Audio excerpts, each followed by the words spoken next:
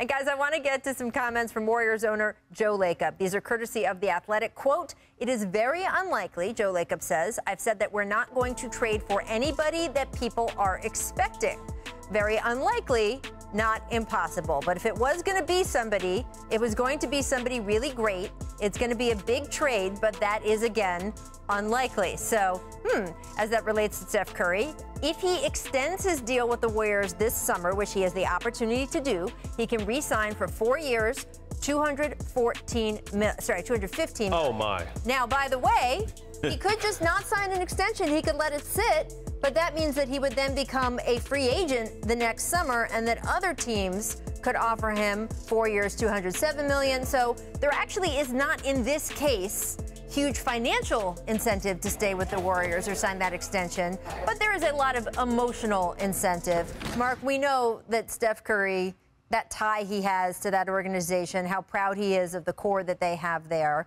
Do you expect him to sign the extension this summer, or keep them a little bit on pins and needles to see what they do over the next year, even if he does intend to stay? I expect him to sign it, and I think Matt remembers when Steph had these ankle issues early in his career, and people wondered if he'd ever get to that place where he's special. Well, now he's on the opposite side of his career, and you see guys get hurt. Special. I just can't see him turning that much money down. I know he loves it there. The Bay lives and breathes him.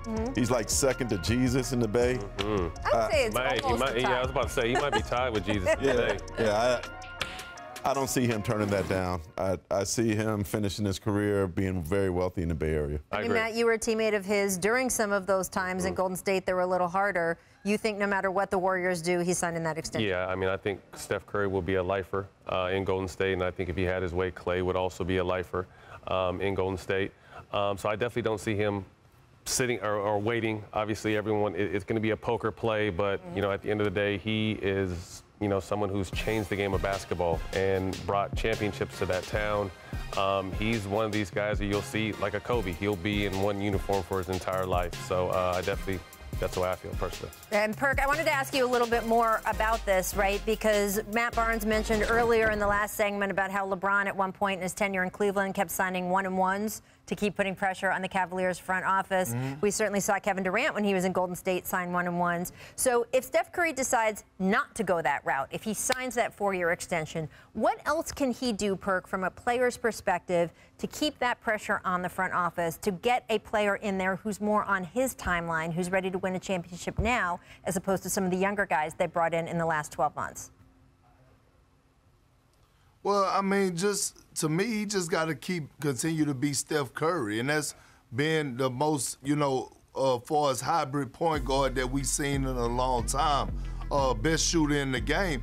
Here it is, Rachel, right? When you look at this Golden State Warrior team, right now, with Klay coming back, this team, to me, is a top 3 team in the Western Conference with Steph Curry fully healthy, with Draymond Green, with Andrew Wiggins, right? The emergence of Andrew Wiggins. I always said that Andrew Wiggins will be a perfect fit with this Golden State team, being a third option guy. He showed us that last year. He started to become one of the best two-way players in the game. The way he was locking in defensively at the wing position, he was delivering, around 18 points a night. So I'm looking at this team, the makeup of this team, and they drafted well. I'm like, look, you got the Lakers, you have the Utah Jazz that are healthy, you got the Suns, and then you got the Golden State Warriors that are right there. So at the end of the day, to me, I'm looking with a healthy Klay coming back, with him getting back in rhythm. You still got to watch out for the Golden State Warriors. They don't have to make a big move.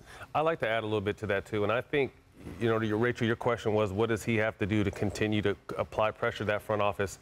I don't think he has to do anything compared, like Mark said, where he came from. Right. There was a lot of, do we really want to build around him? He proved that they made the right decision, and I think they have a great understanding of, they know that their window rides on Steph Curry's shoulders. So I think that front office is going to stay active. It may not be a big splash this year, but they're always looking to improve that team, whether it be a star or adding more depth to that bench, because that was the secret weapon to that team. Obviously, those starting fives were great. great, but they had great depth on that bench. So I don't really think Steph has to do anything besides be himself, be great, stay healthy. And you know that front office is right there, respecting him enough, knowing that, you know, our window rides with Steph Curry. Yeah, and look, I'm not like everyone knows Bob Myers wants to win, so it's not like he needs some incentive to win. Joe Lacob spends money, but look, the larger organization also has to worry about its future, and I think Perk's right. Steph playing at Steph MVP level the way he did at the end of this season, that makes more of the timeline be like now.